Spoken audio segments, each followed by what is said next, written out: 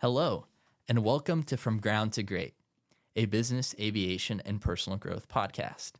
I'm your host, Daniel Ruiz Jimenez, and today I'm here with Katelyn. Katelyn, how are you doing today? I'm great. How are you? I'm good. I'm so excited that you came onto the podcast today. We were actually at Phil's earlier, and Katelyn wants to get into podcasting. She's huge into personal growth. It's really funny because the second time that we bumped heads into each other because we're in a stats class, so we sit in the same row, but we really started talking, and pretty much from what I heard from you was like, oh my God, I found someone that's into the same things that I am. Right, yeah. And I don't remember how that conversation got brought up, but I'm really excited that it did. I think it's because you mentioned that you were taking psych. Well, what's funny is you asked, what I was majoring in or what classes I was, taking, and I told you I'm interested in psychology, but I don't usually tell people that I'm interested in podcasting or personal growth. That's just not something that I share with people, especially people who ask me right off the bat. But So I'm lucky, I guess. Yeah, I was like, you know what? I think I could share that information with this person, and it ended up working really well in my favor. So I'm glad I did. Yeah. So hopefully. You can adjust your headphones however you like. Do you think you could actually lower the Yes. volume? Well, I can lower it how it sounds. Oh, okay. Yeah. Does it sound better on your end? that's Okay. better. Yeah. So that's just like the headphone button. So I'm trying to teach Katelyn kind of how this board works. There's a board in front of me. It's a Rode board. It's super nice. Rodecaster Pro too, and it's helped me so much because I used to be able to record on a Yeti mic, and Katelyn is using one now. And I used to use one a lot, but it's so sensitive. And here, it's just able to filter out so well just how it sounds. And I just have to do very little editing, which is great on my end. Yeah, this is my first experience in a studio, so this is very exciting for me. Yeah, it is really cool. So I kind of just wanted to ask you, since you're into personal growth, and I'll actually share my story too. But if you're willing to be vulnerable and share about how you got into it, because I know every experience for someone that goes into it is there's like a key turning point where it's just like, okay, I have to do something right now based on what's been happening. Mm-hmm. So if you're willing to share that. Yeah. Well, I remember learning about the psych class that we had in high school. I grew up in San Diego, so I remember being a sophomore wanting to take the AP Psych class, and they're like, oh, no, it's not available to sophomores. You have to be a junior or a senior. And I was very persistent with my counselor, and I was like waiting for someone to drop so that they would let me in, and they finally let me in as a sophomore. And the second I got the textbook, I read the whole thing before the class even started. I mean, I was absolutely obsessed with learning about psychology and the brain, and it's something that just made me able to see myself in a different way. Like, it allowed me to see my brain in a different way and kind of understand myself a little bit better. I feel like before then I had always been super aware that my brain was creating new thoughts and that my brain could make new ideas that could lead somewhere, and that my brain was telling me how my body felt, but I wanted to learn more about my own relationship with my brain and how the brain works in general. So that's kind of where the fascination started. As I learned about psychology and as I started thinking about what I wanted to learn in college, I knew that I was going to study psychology or neuroscience or cognitive science or something along those lines. But then COVID happened. I graduated in 2020. And I think that the emotional experience, a bunch of emotional events happened kind of alongside COVID happening. And so that was a huge reflection period for me where I was going through, darker times, but that also was the shift for me to start. There was a point where I had reached a very low point that turns when I realized, I literally woke up one morning and was like, I have control over my thoughts, and my thoughts create my reality. And it was just it clicked, and I started approaching things differently and reframing how I thought about things, and intentionally reframing how I thought about things was creating like actual differences that I could see in my life immediately. Like even just cooking food differently, like approaching it differently, preparing my mind, understanding how my brain works, that improved my quality of life so much that it just became like a snowball effect where I was just like, what other things can I learn about my brain, about how my brain works that will improve my quality of life? Yeah. It's so it's so cool to hear that. And I think people that go into personal growth have a similar way of finding out, okay, if I'm thinking the way that I am now, there's definitely a different way I can look at things. Mm-hmm. And it is a really pivotal point. And I've had someone else on the podcast where his father passed away, and that was the point for him where his father used to listen to a lot of like cassettes on personal growth, Mm-hmm.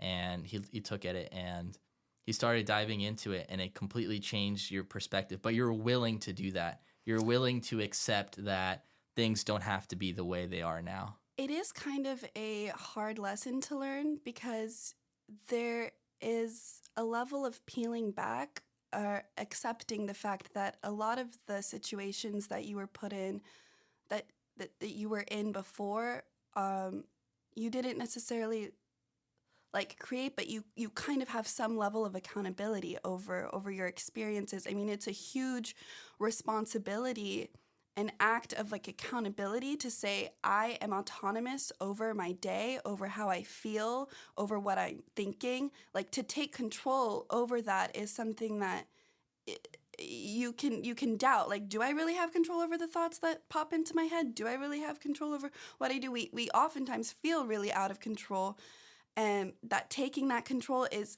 a really hard pill to swallow, I think. Yeah. And it's a lesson that you relearn, I think, and keep relearning. I don't think I still relearn that, even though my self growth journey started 3 years ago, or maybe when I was born. I feel like I have infinite amounts still have to learn. Mm-hmm. Yeah, and it is really about constantly fortifying kind of these different, not skills, but also a mindset that you've put yourself, that you've practiced for a long time, and you get tested. I got tested really recently. So one of my friends, he passed away, and I'm sorry about that. it's okay. I mean, he was a really happy guy, but you also knew that he would joke around about like a lot of stuff that, well, I guess there was a lot of signs, right? And it's just after that time, I really kind of, and this was recent too, like just kind of went into a spiral, and I have a routine that I follow, and I just wasn't following it. And I set this routine because of beforehand, I needed to know that, like, okay, this is what future Daniel is like. What does he do in his daily habits? What does he do to be able to achieve? Like, what's the things that he does every day? And so I start applying that. So then that is me, right? That future Daniel is me, and it's the practice and the time and the discipline that you put in. But when something hard happens in your life, you have to. I mean, you get a grieving period, but you also have to know that, like, I had the realization of like, yeah, if I'm continuing how I am right now, I'm not gonna get to what I envisioned Daniel to be like. Yeah. And It's a both and, right? Like it's kind of paradoxical to be in a situation where you are giving yourself permission to feel and grieve and experience the true hardships of what the human experience, can feel. And then also look at things from a different point of view that's saying, okay, objectively, what I'm doing, where I'm putting my attention, is that furthering me into grief, or is it furthering me into my healing? yeah, and it's. I think once you get into the growth of personal growth, the journey of personal growth, you start realizing those kinds of paths, and you see it, and at least you're able to recognize it. Because I think a lot of people, they don't recognize it, and they get engulfed into that one mindset of like, okay, well, is this going to lead me anywhere eventually that will do any good? Yeah. Right? I honestly have to ask myself that question quite frequently. I mean, being a woman, having a menstrual cycle, it can be really easy for me to dip into a low PMS that extends past that week of experiencing that PMS. And I had to get really real with myself and be like, okay, during this time, like, we need to fuel ourselves with different things and still love yourself in that process. Like, wanting change and loving yourself throughout changing is also another balance that seems so opposite. It seems so contradictory, but it's so important to have that self-love instead of the shame as you're changing and growing out of like a low period like that. Because you can experience, they can happen because of hormones, they can happen because of lack of sleep. Like, it's so important to get used to and allow yourself to feel it while loving yourself in that process and wanting change. Like, all can be true. Yeah. And that brought up to a good point where I think you have to come and accept, and basically when you were talking, I felt like there's a metaphor that I kind of want to say where it's you, and I see this a lot in people that want to achieve success and ultimately attain it. It's something that you're trying to run away from. Like, for me, it's lack of motivation, not wanting to do stuff, not planning ahead, just kind of letting time slip by and not take control of it. And so I feel like I'm constantly running away from kind of a Daniel that used to be. And then I feel like I'm running towards what Daniel is destined to become. And I really do feel it. And, you know, that wasn't something that I had. It's something that I had to build. And it's just like a lot of books that I read in personal growth, and some of them overlap, but it's really nice to just read them because there's a new bit of information that might be directed a different way or a completely new way or a tactic to really be able to approach a certain thing that's going to benefit in your life. But just being able to go and realize this is the person that you can create. You in life, you get to create the person that you want to be. It's not just like, sure, you get cards dealt. Yeah. But it doesn't mean that you just are going to... You get to choose which ones to play.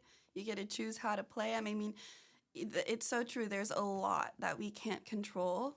And the more we understand or are able to discern what is out of our control and what is in our control, and the clearer picture we have or the clear idea we have of those two things, the more we can focus. Like, we can only pour attention on things that we can control, that make us feel good, that are energy in things. If we're pouring a lot of our attention towards things that are draining us, and then we're also worrying about things that are out of our control, I mean, you're going to feel out of control. You're going to feel like you have a shit, I don't know if we're allowed to cuss. Yeah, you're allowed to cuss. Yeah, definitely. A shit card, like shit deal of cards dealt to you, you know? Like, it's a hand of cards. I'm not sure.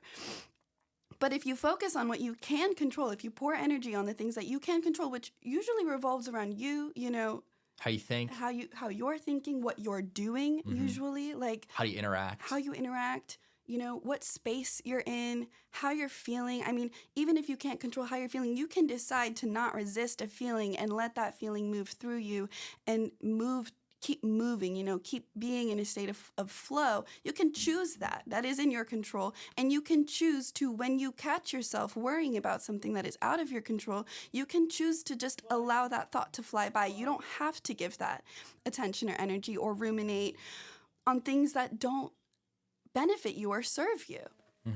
Yeah, you definitely, sometimes you can't control what happens to you, but you can definitely learn how to react to it. Yeah. Or respond. Yeah, and how you want to respond to things, and I think that's so important, and definitely that's something that I'm working on just now, because it's. I think when it comes to personal growth, everything is easier said than done. Absolutely. And everyone is still in a constant state of relearning, like, you know, how I was recently, and just being able to say, okay, well, I've gotten this far Mm-hmm. and I've practiced a lot of what I feel like is going towards the right path. And I Mm-hmm. think you start learning what that right path looks like. Yeah. I remember there was a point in my self-growth journey about probably June or July of last year, 2023. This is February 2024 when we're recording this. Yes. I remember just telling the universe, like, I am so sick of fixing myself and growing. Like, truly, I reached a point in, like, my self-growth journey where I was like,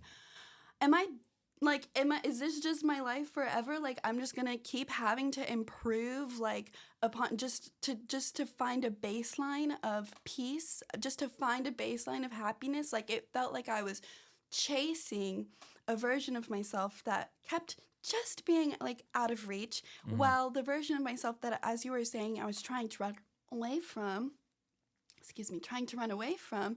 was just like uh stomping at my heels, like, just, like, taking the my heel out of my tennis shoes, like, just running right behind me. And I felt so like I was trying to run away from a version of myself that kept having these habits that I felt out of alignment with, like, what I was doing and where my head was at.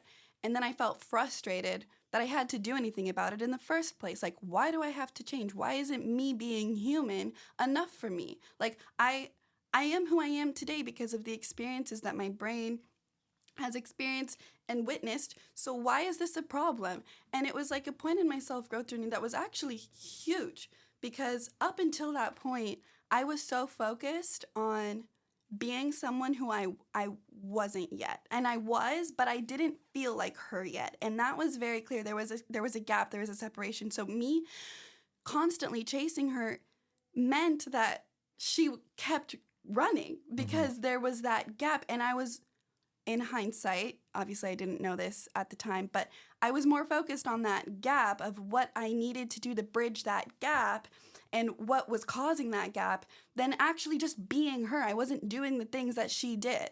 I was thinking about how to bridge the gap, but I wasn't doing and embodying and integrating those habits that, she has, that higher version of myself would have. So I said, fuck you to the universe. I quit. I quit growing. I'm done with my self-growth journey. I'm just going to live. And I spent a couple months just being a human and, like, my brain is wired to think about personal growth. So as much as I tried to do this, I don't think it might have been to the level that I wanted to. But I for the most part, put self-growth on the back burner. And when I thought about it, I wouldn't stress about trying to be someone that I wasn't yet. And that period of time, those couple months, allowed me to experience what life was like without shame, without self-shame for a moment, where I didn't need to do anything. There was no expectation that I was putting on myself. There was no pressure.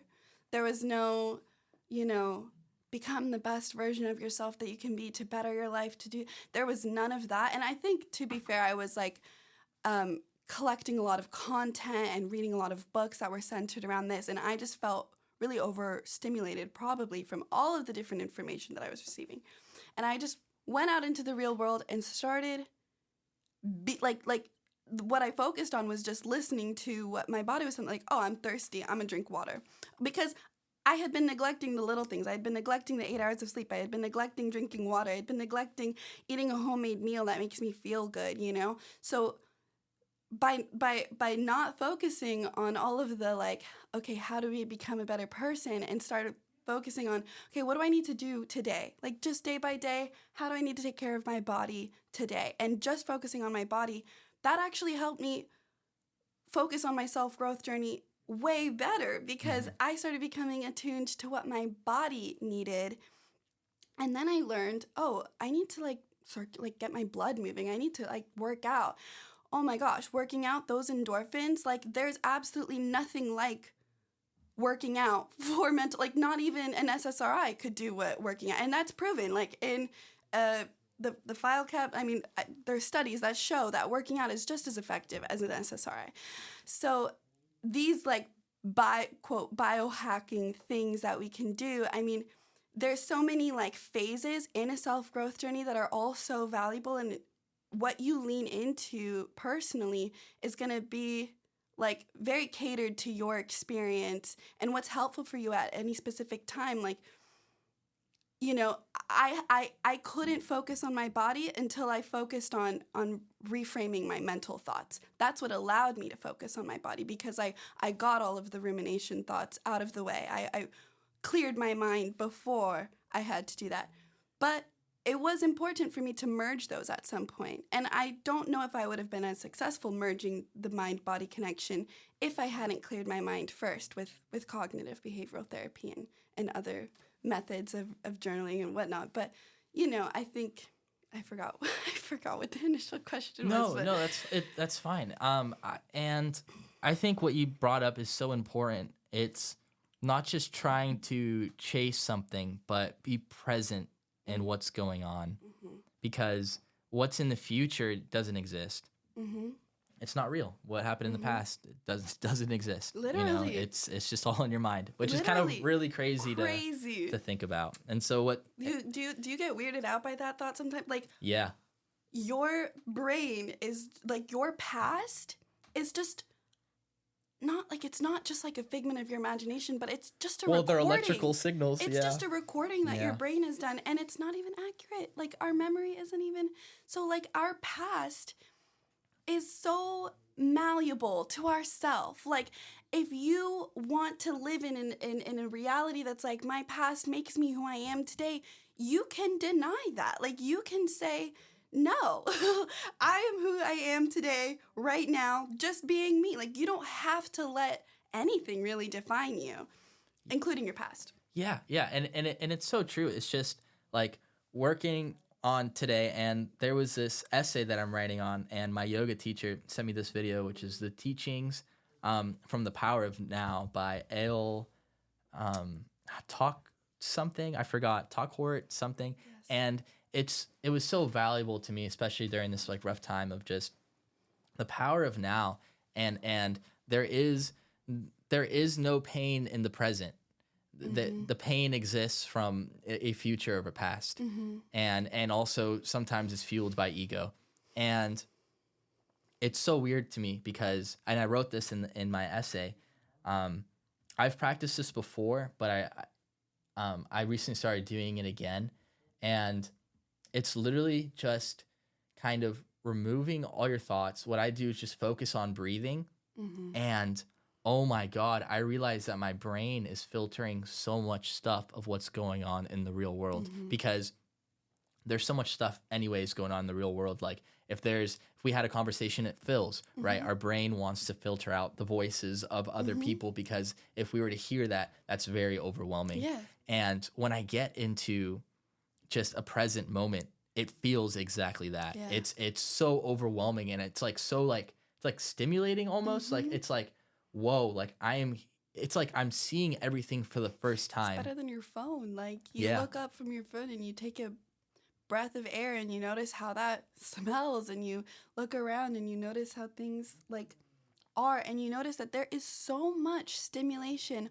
already around us. Like we don't need any extra stimulation from our phones, from social. I mean, I don't mean to bring that, but I feel like we're detached from realizing that, or like we're realizing that now because we've been kind of not in the real world, especially after COVID. And yeah, well, a lot of people during COVID really had to cope with just having to be inside the home a long time, and it's like, well, looking at walls all the time is not very fun. And, you know, you'll watch TV to pass the time. You'll be on your phone to pass the time. And you'll find all other things where, I'm not saying I did this all the time, but just being able to, like, experience just how you are right now in the moment. And exactly what you were saying, just feeling how your body is, like, if you really focus on and you feel that overwhelmingness of what's going on, you can use that, and you can shift it into your own body and see like, okay, my hip feels kind of weird, or there's a tingling sensation. And you know what? I found that so important in jiu-jitsu, and it's something that I didn't know that I didn't have, but definitely need. Yeah. And that's why I add it into my daily like habit and routine, just to get really in touch with your body, because you're learning all these different techniques for grappling on the ground, but you're like, okay, focus on your pressure. Where are your hips settled? Where are your opponent's hips settled? You need to know this in order, like in jiu-jitsu, a lot is a lot about controlling hips, but you just don't think about that. Yeah. And you get in tune with your mind and your body in a way that I haven't experienced before. And it's really struggling. Like I'll go out of it and I'm like, fuck, that sucks. but I try to bring it back and be like, okay, but like, I know what I need to learn, or, oh, I was able to learn this, right? So like maybe in the moment I'm like, well, like everyone just choked me out and like, I got submitted, whatever. But if you're just able to focus on the tiny little things, especially for like the body movement and just controlling what's going on, and you forget, especially as a white belt, you forget that like when you're using your arms, you have legs too, or you have hips, or you have your body when I'm pressure. Swimming, like I'll be doing backstroke and I'm like, my legs are not kicking. I'm just moving my arms. Yeah. So I think that's so important in personal growth, because it is about like, and we were talking about like these pillars earlier before we started recording, about just, and we talked about this in Grant Chastain's podcast too, of just eating right, sleeping right, exercising, All three of those pillars that you mentioned there require one thing, which is just paying attention to how your body feels. In other words, attuning to how your body feels. Like that is, in essence, the human experience. Like what you're experiencing is what your sensory neurons are experiencing, and that's it. And where you're putting your attention is also the only thing that you're experiencing. Where you don't give attention, you don't notice, you don't pick up, you don't remember. And we have control over our attention. And understanding that, you can put your attention into your body, you can put your attention into the person sitting across from you, you can put your attention into your breath, and you can put your attention into the world around you, into anything. But if you discern what you're putting your attention into is good for you versus what you're pouring your attention into is not, then that's like the first step. I would say for anyone like on a personal growth journey, and especially having that attention go towards your body, because your emotions are in your body and you do feel them in your body and they feel good. Like feeling your feelings, okay, I'm about to get into this, but feeling your feelings feels so good. At a swim meet, for example, if you don't, whatever, like feeling pain when you're sad and you allow yourself to cry and you're listening to a sad song, that feels good. Like it feels like a release. You know what hurts? When you feel sad and you resist that feeling. That is the pain. That the pain that you experience from any sensation that you're experiencing is more from the resistance or from the shame than from the true essence of what you're experiencing. Because if you just pay attention to the actual sensation in your body, it can feel, even pain, even a knife through your chest type of pain can feel like it's crying for your attention. Like that's why it hurts.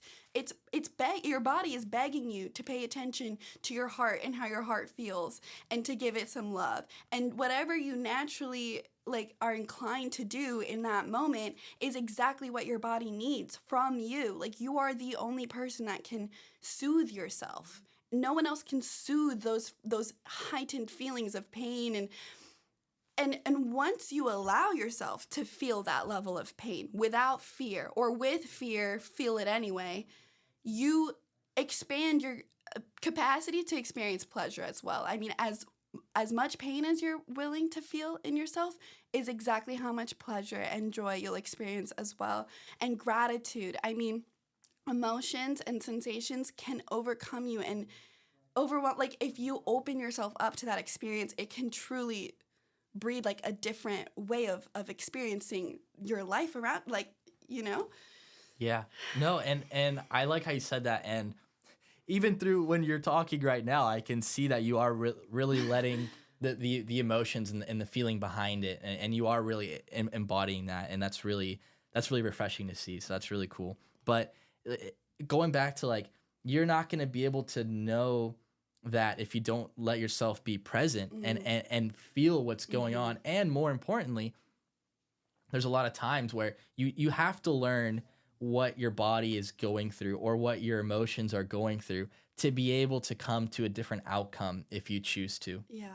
And it starts with being able to accept Yes. what is going on and not rejecting it. Yes. Like Yeah. if you're like, I want this to change, but okay, I'll give like a super simple example. If I were to say, okay, I hate doing the dishes. I hate doing the dishes. I find myself doing the dishes, I'm like holding my breath. I'm like, I don't know what in my past is like, I hate doing the dishes, but even my body has a nervous system reaction to standing at the sink that I noticed when I noticed that I was holding my breath. I mean, these are things that are important to pay attention to. Like, okay, like my nervous system gets a little tight when I'm standing by the sink doing dishes. Let's focus on breathing while I'm doing this.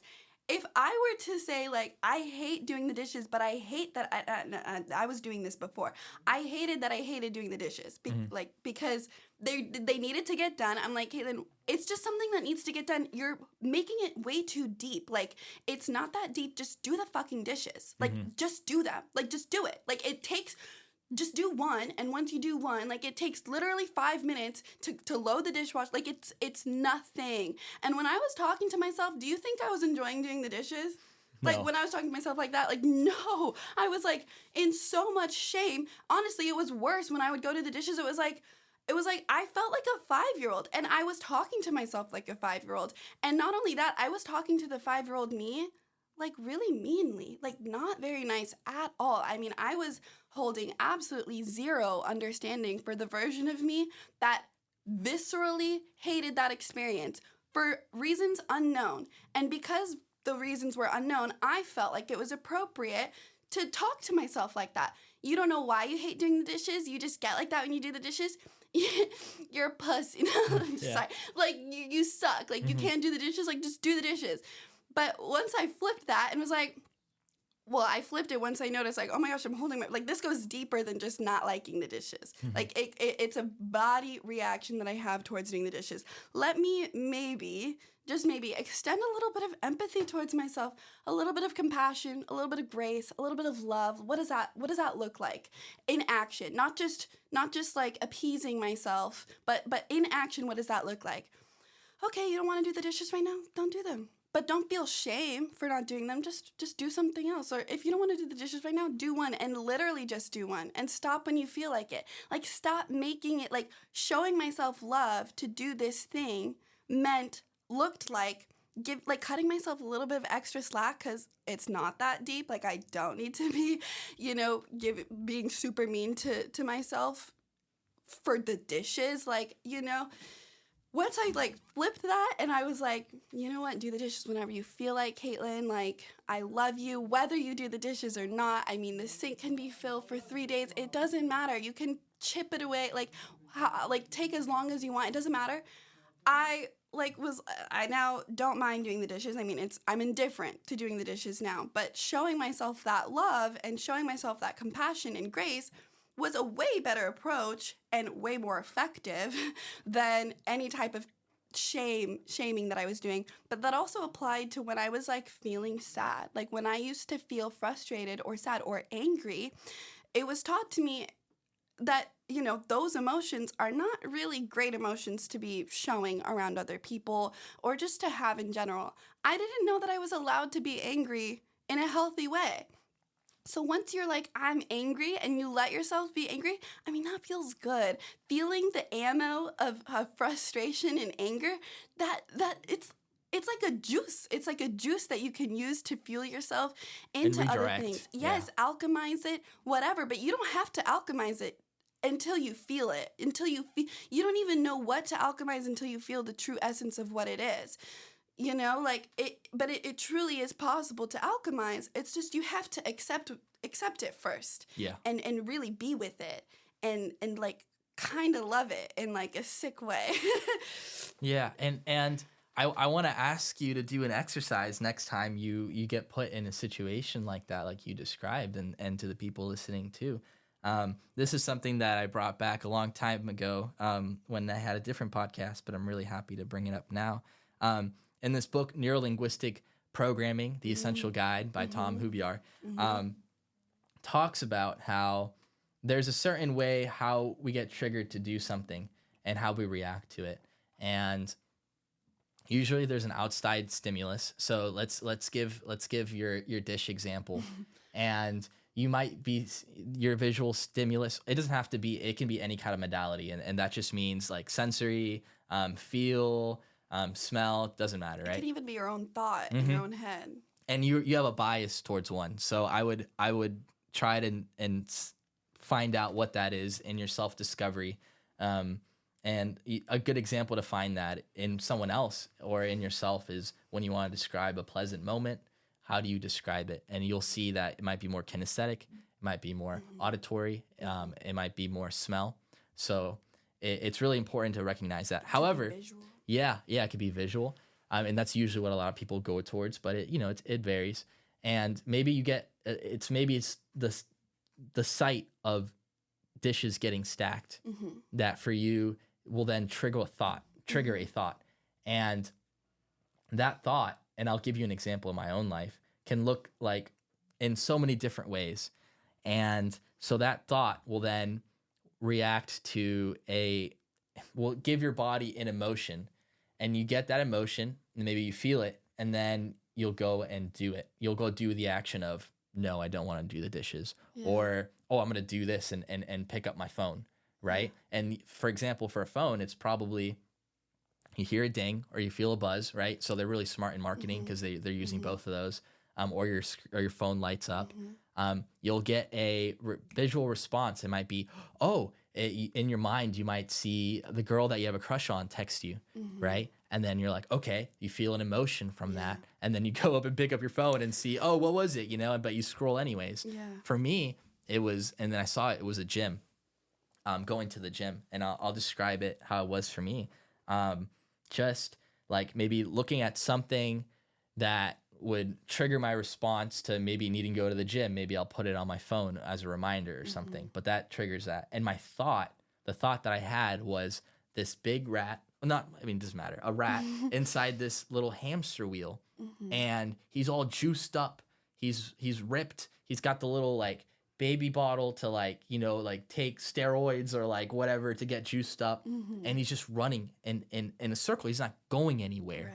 Right. And so in my mind, that sucks because that's like not what I'm about. I'm like, okay, well, I don't want to just be stuck in one place, just lifting weights. Yeah. So then that would trigger a response of not wanting to go. Yeah. And guess what would happen? I would not go. Yeah. But if I were to look back, and I did, you're able to shift that thought. But it's really important to recognize the thought that comes up. So I really invite you to do that, and I'm sure you'll find it, if not already. What's so funny with that is what's more than just a thought coming up. It's a feeling. It's a reaction that your body is having to something that when you actually go in and pick, because all of this is happening, it can happen very easily underneath your level of awareness. Like that's is when it most happens. Of the time you're not aware. Yes. So what's funny is when you actually go back and you dive into and you pick apart what's happening, like the process of what's happening, it can be humorous. You can find a little bit of humor out of it. Like, oh my gosh, like, is this true? Like, is this an accurate reaction to because sometimes it is. Sometimes, like, I get a little bit of anxiety when I open Instagram. I think that that's an appropriate reaction to Instagram. Is not a very like peace-inducing app to go on. It's just a bunch of comparison, and it is probably very anxiety-inducing for me. So maybe that is a something that I pay attention to and actually follow. Hey, this doesn't feel good. And then other things like the gym, like you were saying, like, is it true that going to the gym keeps you in one place? Like, that's not a true statement, but your body... And it makes me feel like it is. Yeah, but your body is reacting as if that is a true thought. Yes, exactly. And so the feeling that you're following is, this isn't good for me, I don't want to do this. And when you go and you pick it apart, you realize, like, oh, wait, I there was just, like, a little bit of a disconnect. Like, there was some truth, but let's calibrate this statement to be truthful, and then let's see if I respond in a way that is according to that. And I think like following, like, it's funny because I mentioned like following how your body feels is so important. But it's also kind of funny because your body is not always going to want to go to the gym. You're not going to, Especially through have habit a lot too. of resistance Yeah. towards a lot of things that are actually good for you. So it's also important to discern, like, okay, is this something that is hard to start but feels good in the long term? Or is this something that feels good now and is not actually good for my body? It's actually an energy out thing. And I think that is kind of what I'm currently in the process of figuring out. I mean, when to push yourself and when to not. But I've been pushing myself to go swim every day. And I started about 6 weeks ago.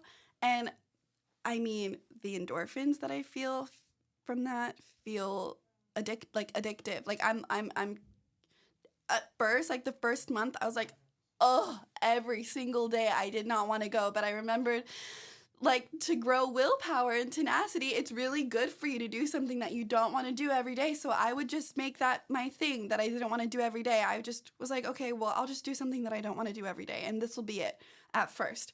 And then I kind of got addicted to doing something that I didn't like doing every day, because even just pushing yourself out of your comfort zone, that brings in new experiences and new emotions and new chemicals releasing in my brain that feel good and different and way better than doom scrolling did. So I'm like, it's almost like creating these habits into bettering my life are like rebellious and sneakily really good for me, but it's like kind of confusing because I'm like, it just feels way better than I actually fathomed. Like, I wanted a replacement for like going on Instagram for 6 hours because that felt so good. Well, all of the things that I'm replacing it with feel like tenfold better, like 10 times better. Like, it's truly like an investment that's a very valuable investment in yourself and in future you, but also in present you.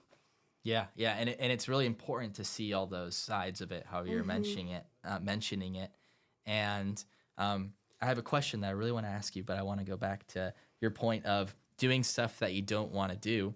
There's this really cool brain part in your brain. It's called the mid-cingulate cortex, and this thing grows every time you do something you don't want to do. Exactly. And I feel like in my life, I have a lot, coming from a kind of a lack of motivation, Daniel, sometimes I don't want to do a lot of stuff. Isn't that motivation in and of itself? Yeah. Like, are you kidding me? I can honestly, that's like, I can grow a part of my brain that will actually make my resilience better, my reaction to stress and stressors, any stressor, a teacher that you don't like. I mean, like any stressor in your body, being sick, this part of your brain is growing the more I do things that I don't want to do that are good for me.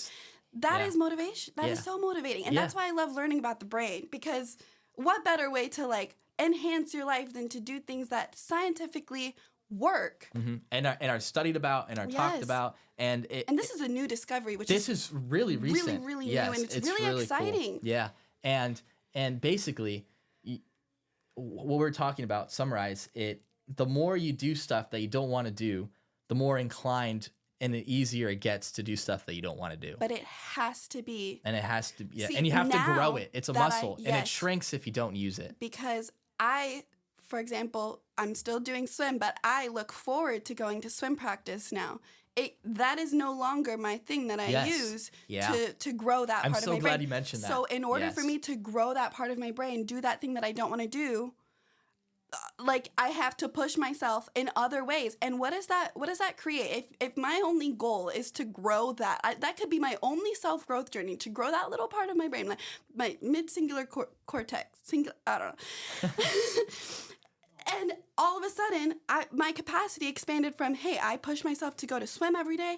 Now that I love doing that, I also did it with cold showers before. I love cold showers now. So those two things don't work for me. But guess what? Those two habits that I wanted in my life that I hated doing are now benefiting me. And now I have the capacity to add something else that I don't want to do. Now that I love doing those things, which who knew, now I get to choose something else that is a little bit challenging, that is pushing myself. You can't grow into the person, like, unless you're, like, you know what I mean? Like, it's really easy to be like, on a self-growth journey and be like, who do I become now? What do I do now? Just follow what you want to do. Like, do what you want to do. Challenge yourself. You know, there's so many things that are hobbies that are hard that we want to do that, oh, no, I shouldn't do those things. Like, all of those little things that are, like, not very urgent or not very seemingly important in the grand scheme of things, but are just little things that are just for you. Nobody else knows about them. Those are the things that are important to pour your attention to, like, into. Because those are the things that tell yourself who you are. And more than that, show yourself who you are. You can't, like, 2 months ago, I was trying to find confidence. Like, how can I be confident in who I am if I'm not proud of what I'm doing every day? So I was trying to find confidence by telling myself, hey, you're great, Katelyn, in the mirror. What about showing myself who I am by actually doing that? Guess how my confidence is now? Like, I don't even have to think about it. Like, I am just who I am, existing and being who I am, and it feels great. I don't have to prove anything to anyone, including myself, because I feel it in my bones. When I look at myself, I don't have to say it out loud in the mirror because I can see it in my eyes. Like, I think that this mid-cingulate, or cingulate cortex, focusing on growing that, I mean, just challenging yourself to do that for every day for a year, your life will change. Yeah, and I liked how you mentioned that you like cold showers, which I don't know how the fuck you do that. And I guess it's easier for me to keep growing my tenacity and willpower. But, I hate doing that, or I hate waking up and going to jujitsu. Of course, I like the feeling of it afterwards, but I just hate doing it.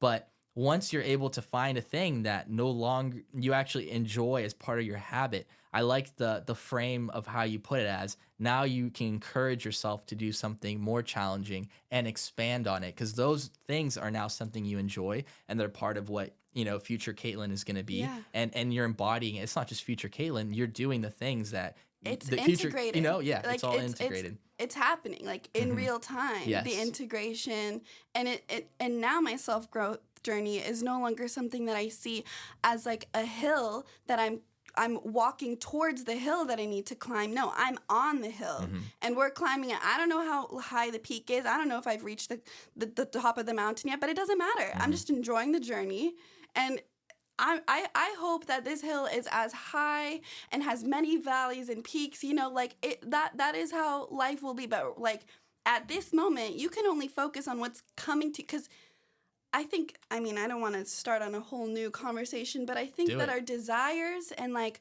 what we naturally have, like, a lot of the things, like, I wanted to swim every day, like, that's something that I wanted to do so bad. But in real time, it was clear that I didn't want to because I wasn't doing it. So that is something that I could use to grow my willpower and tenacity. There are things that you may want, but if you're saying that you want something and you don't see it in your actions, then, like, you don't actually want it that bad. And if you want to show yourself that you want it that bad, then you're going to do what it takes to get it. And you have the like, there's a lot of things that you can't control, but you can control what you do while you wait for that thing to come for you. You can believe in manifestation, you can believe in spirituality, like having things come to you, attracting things, all of that. But you need to watch your weight. You need to also be an active participant in your life as well. Yeah. Towards the thing, towards who you want to be, and that's how you resonate with and honestly, like, you discover how expansive and good and peaceful it is once you're there. Like, you don't know what it feels like until you're there. Yeah. But I bet you if you're not there, like, it feels way better to just do it. Just do it. But it feels way better to just do it than to think about it. Like, I was like, I'm terrible at drinking water, and I have this thought pop into my head all the time, Katelyn, drink water. And you know how often I think about that? Like, how often I listen to that thought? Probably half the time, 50%. And guess what? That is actually what I'm using now. I can use a smaller thing to grow my willpower and tenacity. I can focus on getting 8 hours of sleep now and drinking more water now that I've discovered these bigger things. Like, you don't have to start small or big. There's no order to it. It's just you have desires for a reason, because that's what's meant for you to experience. So following those natural desires. Hey, I want to do this, but I'm not seeing that I want to do this. That's the type of thing that you can invest in that'll improve your quality of life so much and your mental state. Mm-hmm.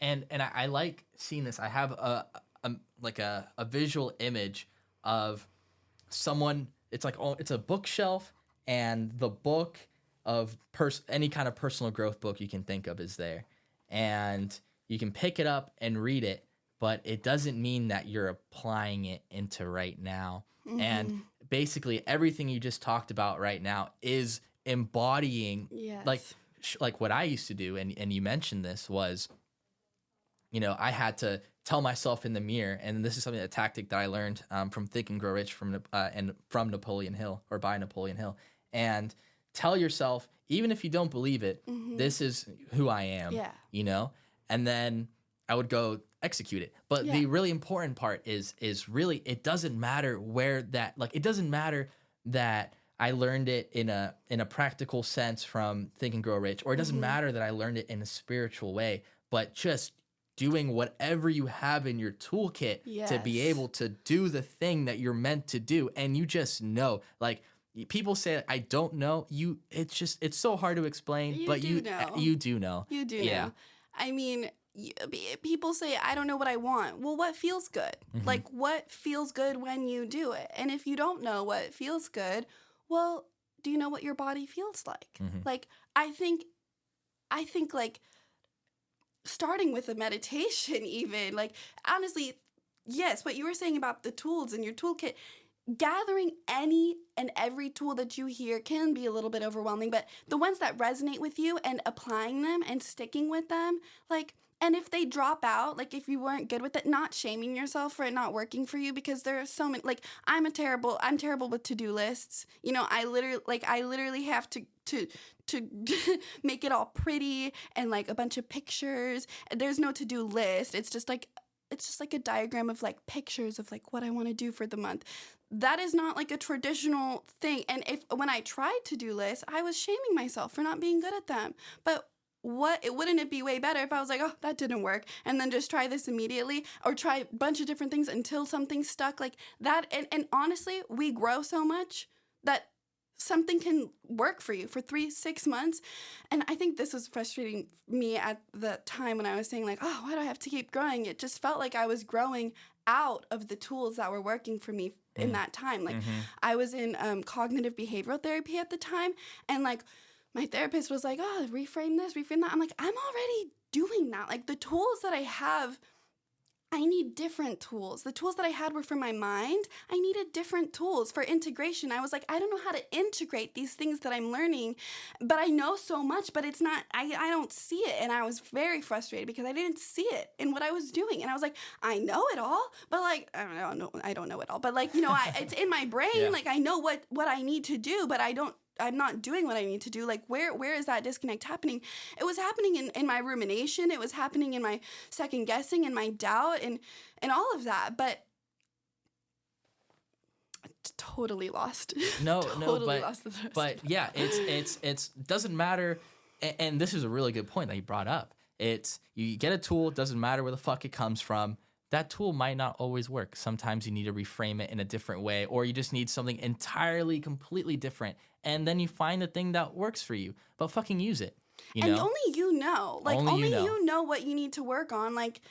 Say you really, I don't know. I had a roommate 2 years ago that was so good at doing what she needed to do in the day, her discipline, and she would wake up at 6 a.m., do homework, cook 3 meals a day, get a workout in, and also have social time with her friends on the weekends. She was in a cappella. She was checking all the boxes on what you needed to get done to be good, whatever. But then she didn't feel in her brain she was enough or whatever. And so she would ask me what, I'm doing all the things that I need to be doing, that I'm supposed to be doing in order to feel good, but I don't feel good. It's well, those things aren't making you feel good then. You have to find the things that are making you feel good. Or or you have to give yourself a little bit of, like, like it could, you focus on the mental thing instead of like what you're doing, or maybe being more present during what, but it's like she doesn't have the problem that I have, which is doing things. She knows how to do things. And I think that that's a like amazing skill, but I like had to learn how to like do things, so if that's like your struggle, you will know what to address, I guess, in your personal life. Yeah. And for me, that I was really, I guess I'm very thankful for my parents and how I was brought up, that I was able to try everything and I never felt limited, that I couldn't just drop something and pick something up. But when I picked it up, like for example, jiu-jitsu, I was like, yo, y'all are just rolling on the ground. It's like two like dudes hugging each other or whatever. But I was like, it's kind of weird. But I went into it, I took a class, and I knew automatically, yes, this is what Daniel needs. Like, this is what I need to get to the point of the image of what Daniel needs. And I never knew that I needed that until I did it. Yeah. So I think that's really important to point out, is just like go out and do stuff, and then you'll find those things that are gonna be like, yes, I need this, and I love doing this, and you find a love for it just through the journey. I think it's like also to that point, you have to kind of drop any boxes that you're putting yourself in in order to do that. Like you can't say something that I've been doing with my podcast is I'm not a podcaster. Yeah, I'm not a podcaster because I have not uploaded a podcast. But once you do, Katelyn, you will become a podcaster. Like, that's how it works. You are what you do. I mean, not really, but you are what you pour your energy into. If you like want to, also, another example, I would tell myself, I'm not very creative. Like, until I read the book, Creative Living Beyond Fear by Elizabeth Gilbert, highly recommend. I was like, I'm not a very creative person. And then I realized, oh my gosh, my outlets of creativity were just not the stereotypical outlets of creativity, which would be like, art or drawing or whatever, dance or whatever. I just like really loved fashion and expressing myself in other ways, but it would never be like necessarily like what I would see as art. And so then I was like, okay, well, I really love drawing and I really love painting, and let me do this just to like on my downtime. I like learned so much just as I was like, I felt really out of control one day. And I just decided to pick up a paintbrush and paint a little bit. And you know what I did have control over? What colors I was choosing, and where the lines and where the paintbrush went on the paper. And I felt so out of control in my life. And I just went and I did this one little activity that it allowed me to completely reframe and approach life in a new way.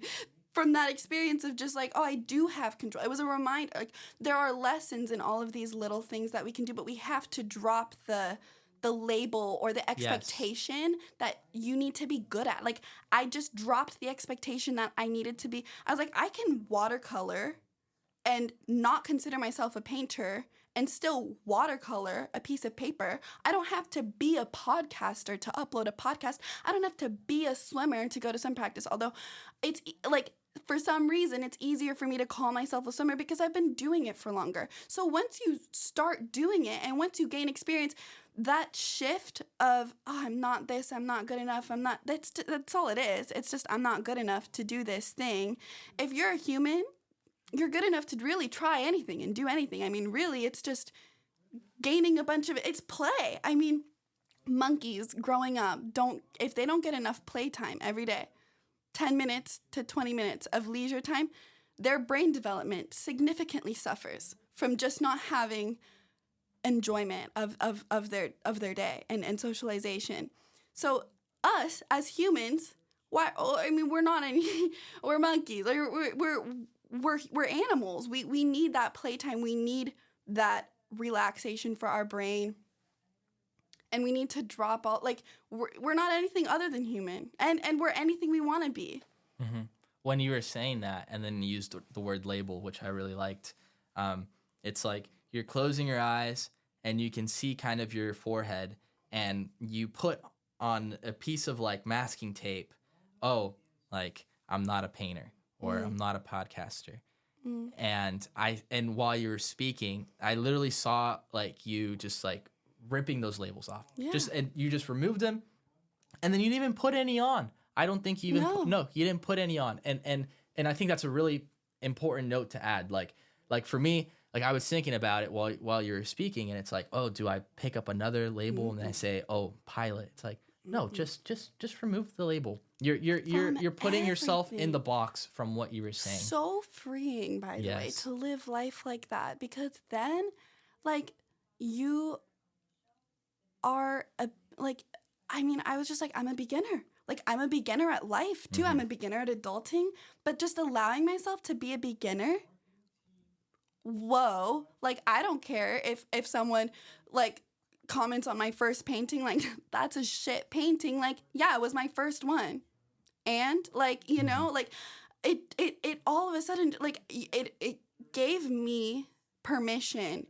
It allowed me to give myself permission, which I didn't know I needed, but I guess I needed permission to be whoever I want to be, like, and to not be, you know, like, why do we have to be? I think it's also so innate. Like, I'm still learning labels that I've attached to myself that I wasn't even aware what it means to be a woman, what it means to be a 21-year-old, what it means to be this, what it means to be, like, whatever. We attach our, like, we are categorical, like, our minds automatically categorize these things. Like, it's just the way our brain works. But peeling that away is so fun, and it's so freeing. Yeah. And I'm really glad that you brought the permission thing. You don't need permission from anyone to start anything. But sometimes it's helpful to give yourself permission because... Well, as I'm saying, you know, like, you don't need it from anybody. You don't need it from anybody. Just go and do it. Yeah, give yourself permission. Yes, you're the only one who needs to do that. Yeah. And you don't even need to do that. You can just do. Yeah. I mean, there are some limits. I mean, we're talking about, like, murder, you know. Well, in theory, you're a good person and you want to do good things. Yes. But I think everything that we wrapped up today was awesome. Yeah. And just being able to, I think I visualize someone that's listening to this podcast and has probably picked up a book or two, but it's just getting that, you know, cycle to happen, or just getting something to move along. Actually, keep stepping the path that you keep going on, like that mountain or that hill, and just allowing yourself to continue to do that. Can I say one thing too before? What you mentioned something, like, at the very beginning that I wanted to say that I forgot, but whether we're aware of it or not, our emotions are driving what we're doing in our day. Like, you know, how we feel decides, you know, what we do. Like, oh, I don't really feel like doing that, so I'm not going to do that. Or, oh, I feel like doing this, I'm going to do, like, everything we do is based on how we feel. So I think, like, if you're unaware of how to integrate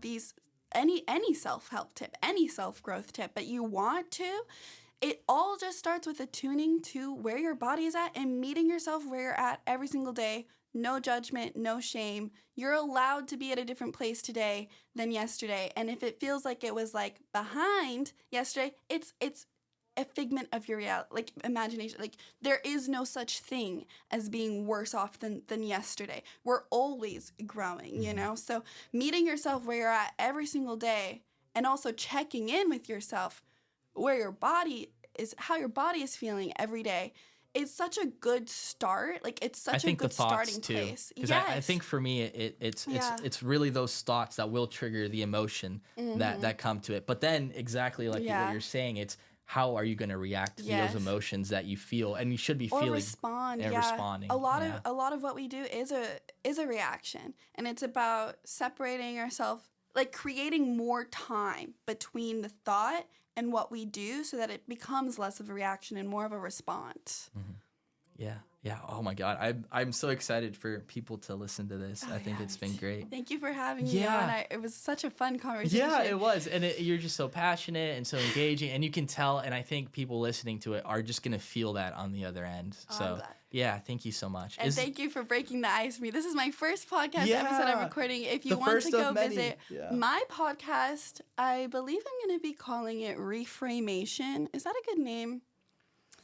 Reaffirmation? Like reframing. Oh, reframation. Like reframation. It turns out that's actually like a religious group, though. So I don't. Well, that might be hard if you're Yeah. gonna use that as a Like as a ourselves. domain. Yeah. Maybe it's already taken. No, it's not actually. It's just like a domination of Christianity, I think. Well, I think you should, if you like it, I think you should do it. Yeah, well, go check out my podcast. I'll also have Daniel on my podcast as well if you'd like to go. Yes, I would listen love to that episode. Yeah. Any other ways for people to reach out to you or? My Instagram is it'll all be linked. Yeah, It'll you'll all see. be linked. You'll see it. But this was such a pleasure. Thank you guys for listening. Yeah, and thanks so much for being here. I really appreciate it. It was my pleasure. Yeah. All right. Thanks.